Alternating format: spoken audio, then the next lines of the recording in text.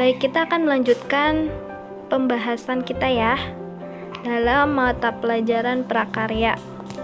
Kalian bisa buka buku kalian halaman 80 ya, tentang membuat desain konstruksi instalasi listrik rumah tangga.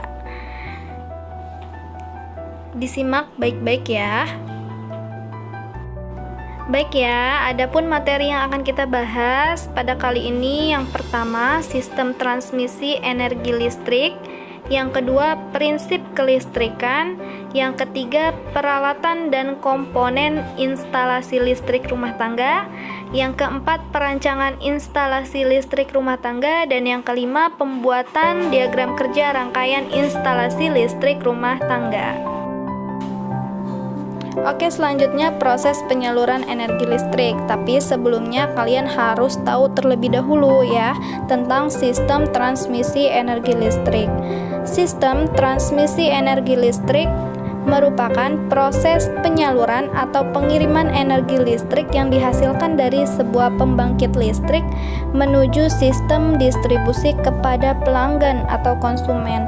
Nah, contohnya pelanggan atau konsumen itu yaitu kita yang memakai listrik ya. Perusahaan listrik milik negara ya, yaitu adalah PLN ya. Nah, PLN ini merupakan perusahaan milik negara yang diberi kewenangan penuh untuk menyalurkan energi listrik kepada pelanggan. Nah, kemudian energi listrik yang dihasilkan oleh PLN berasal dari berbagai sistem pembangkit listrik, baik milik pemerintah maupun swasta ya. Nah, ada beberapa contoh sistem pembangkit listrik, diantaranya pembangkit listrik tenaga air atau biasa disingkat dengan PLTA, kemudian ada pembangkit listrik tenaga uap, selanjutnya ada pembangkit listrik tenaga gas, dan ada juga pembangkit listrik tenaga angin, dan lain sebagainya ya. Oke, proses penyaluran energi listrik ya. Pertama di situ pembangkitnya ya, dari pembangkit terlebih dahulu. Nah, pembangkitnya ini bisa berupa pembangkit listrik tenaga air, tenaga uap ya, dan yang tadi itu ya. Kalian bisa lihat di situ ada PLTG, PLTU, PLTGU ya. Nah, selanjutnya dari pembangkit listrik ini akan ditransmisikan ya, akan ditransfer ke trafo ya. Trafo itu adalah ini ya, penaikan tegangan di situ ya. Kemudian selanjutnya ada trafo juga ditransmisikan ya.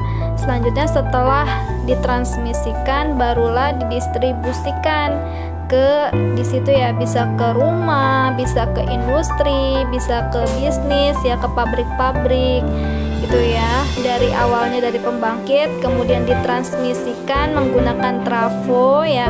Nah, selanjutnya didistribusikan ke konsumen listrik, yaitu sebagai konsumen itu kita ya yang menggunakan listrik.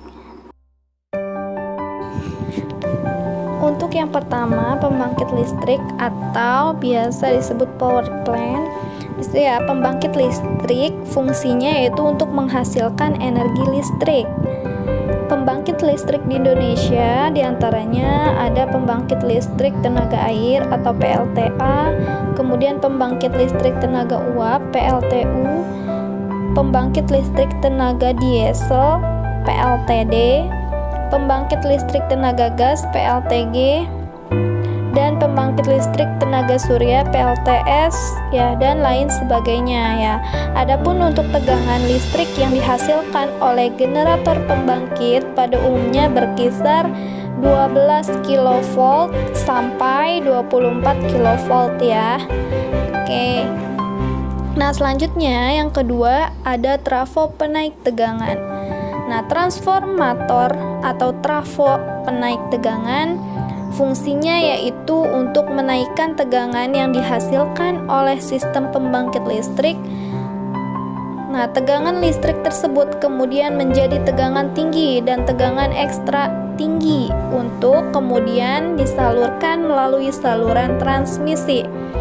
Nah, standar tegangan tinggi di Indonesia yaitu 70 kV dan 150 kV. Sedangkan standar tegangan ekstra tinggi yaitu 275 kV dan 500 kV. Selanjutnya, saluran transmisi. Saluran transmisi berfungsi menyalurkan tegangan tinggi dan tegangan ekstra tinggi. Di Indonesia, saluran tegangan ekstra tinggi sering disebut SUTET atau saluran udara tegangan ekstra tinggi. Dalam proses transmisi terdapat gardu induk di tiap-tiap wilayah maupun kabupaten atau kota yang fungsinya untuk mengubah tegangan tinggi yang satu ke tegangan tinggi yang lain atau dari tegangan tinggi ke tegangan menengah dan sebagai pengaturan pelayanan beban atau daya ke gardu induk yang lain kepada saluran distribusi. Trafo penurunan tegangan menengah. Trafo penurunan tegangan menengah berfungsi menurunkan tegangan dari tegangan tinggi maupun tegangan ekstra tinggi menjadi tegangan menengah. Standar tegangan menengah di Indonesia yaitu 20 kV. Selanjutnya ya, saluran distribusi. Saluran distribusi merupakan jaringan penyaluran tegangan listrik dari gardu induk ke konsumen. Saluran distribusi sudah tidak menggunakan menara-menara tinggi lagi ya, tetapi menggunakan tiang berbahan kayu, besi maupun beton. Kemudian ada trafo penurunan tegangan rendah. Trafo penurunan tegangan rendah berfungsi menurunkan tegangan dari saluran distribusi menjadi tegangan rendah sebesar 220 volt atau 380 volt. Nah, dari trafo penurunan tegangan rendah ini listrik mengalir ke rumah atau konsumen. Nah, setelah listrik itu ditransmisikan ya menggunakan trafo penurun tegangan rendah, maka listrik akan didistribusikan ke rumah-rumah atau pabrik-pabrik. Intinya ke ini ya, pemakai listrik. Oke, selanjutnya kita akan bahas tentang prinsip kelistrikan ya. Nah, listrik merupakan istilah yang sudah tidak asing lagi ya di telinga kita. Hampir setiap hari kita selalu menggunakan listrik ya. Berdasarkan sumbernya, energi listrik dapat dibedakan menjadi dua macam, antara lain sebagai berikut. Yang pertama itu sumber listrik AC ya, atau alternating current ya, dan yang kedua sumber listrik DC, direct current. Nah, oke, yang sumber listrik AC terlebih dahulu. Sumber listrik AC adalah sumber listrik yang menghasilkan arus listrik bolak-balik. Nah, misalnya listrik dari PLN dan generator AC ya. Nah, selanjutnya ada sumber listrik dari DC. Adalah sumber listrik yang menghasilkan arus listrik searah. Nah, jadi ini tidak bolak-balik ya, tetapi searah. Misalnya baterai, kemudian generator DC, aki, dan solar cell ya. Baik, selanjutnya ada peralatan dan komponen instalasi listrik RT. Di situ disingkat ya, artinya listrik rumah tangga. Oke, yang pertama peralatan. Peralatannya itu meliputi ada ampermeter ya, atau tang ampere, kemudian voltmeter ya, tang kombinasi, tang potong, tang lancip, obeng, palu ya.